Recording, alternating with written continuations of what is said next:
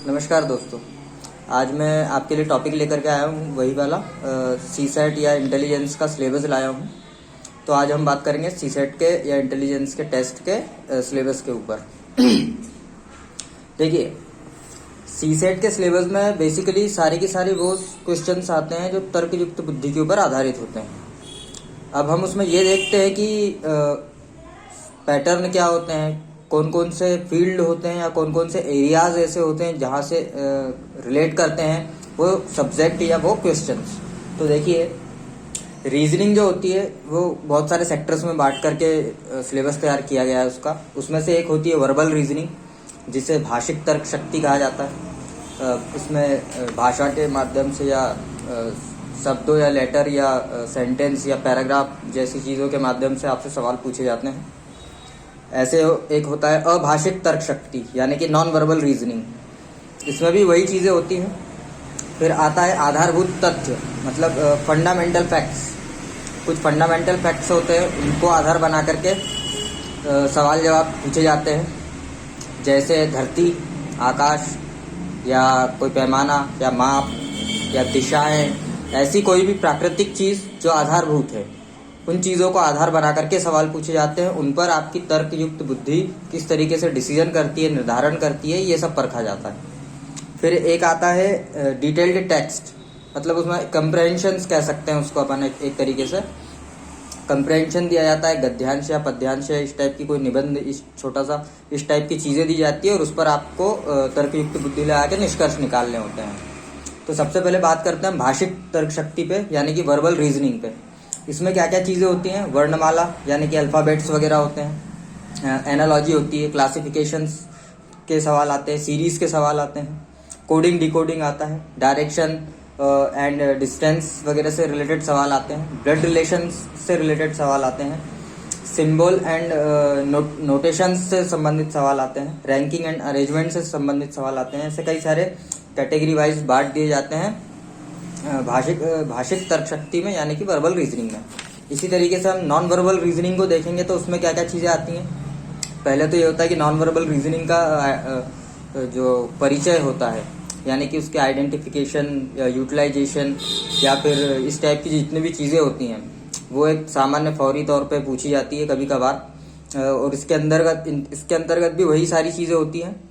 वो तमाम चीज़ें जो वर्बल रीजनिंग में हमने पढ़ी थी वही तमाम चीज़ें नॉन वर्बल रीजनिंग में भी पढ़नी पड़ती है। श्रृंखला मतलब सीरीज़ वगैरह, analogy, classifications, finding and missing figures, mirror and water images, paper cutting and folding, इस टाइप की जो चीज़ें आती हैं वो अभाषिक तर्क शक्ति के माध्यम से ही पूछी जाती है।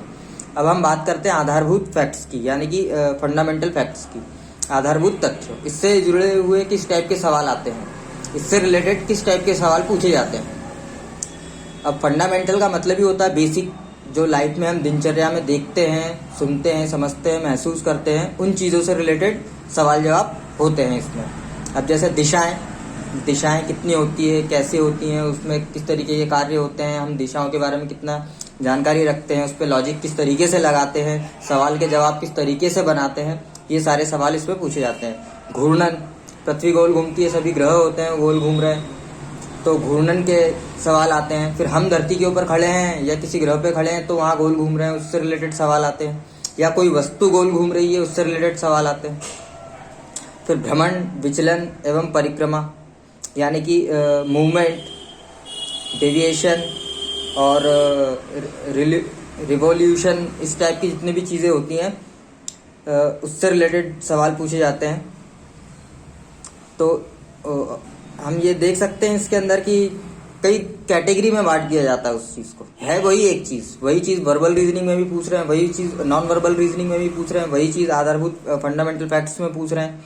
अब इसमें आती है दूरी की माप, कोण की माप फंडामेंटल में, दर्पण प्रतिबिंब, ये सारी चीज़ें फंडामेंटल फैक्ट्स में पूछ रहे हैं। फिर वही चीज़ हम इसमें देखते हैं डिटेल्ड टेक्स्ट में, वो क्या चीज़ है, उसमें भी श्रृंखला, सीरीज पूछी जा रही है, एनालॉजी पूछी जा रही है, क्लासिफिकेशंस पूछे जा रहे हैं, लुप्त आकृतियों के बारे में पूछा जा रहा है।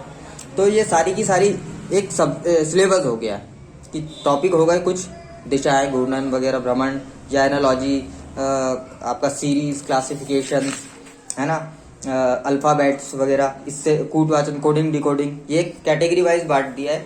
और उस कैटेगरी को भी कैटेगरी वाइज कर दिया है कि भैया इतनी चीज़ें हम वर्बल रीजनिंग में भी पूछेंगे अलग ढंग से, इतनी ही चीज़ें हम नॉन वर्बल रीजनिंग में भी पूछेंगे, उनके पैटर्न अलग होंगे, वो अलग ढंग से पूछे जाएंगे, उनके निष्कर्ष अलग तरीके से निकाले जाएंगे।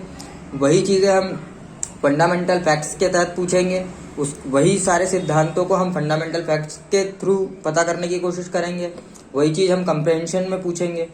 तो नियम एक है, उस एक नियम को अलग अलग टॉपिक के ऊपर या अलग अलग सिचुएशंस के ऊपर, अलग अलग परिस्थितियों के ऊपर, अलग अलग कहे कि सब्जेक्ट या ऑब्जेक्ट के ऊपर लगा करके हम सवाल बनाते हैं और उन सवालों में अपनी तर्कयुक्त बुद्धि या तर्क शक्ति का परीक्षण करने की कोशिश करते हैं सीसेट या रीजनिंग या इंटेलिजेंस के सब्जेक्ट में।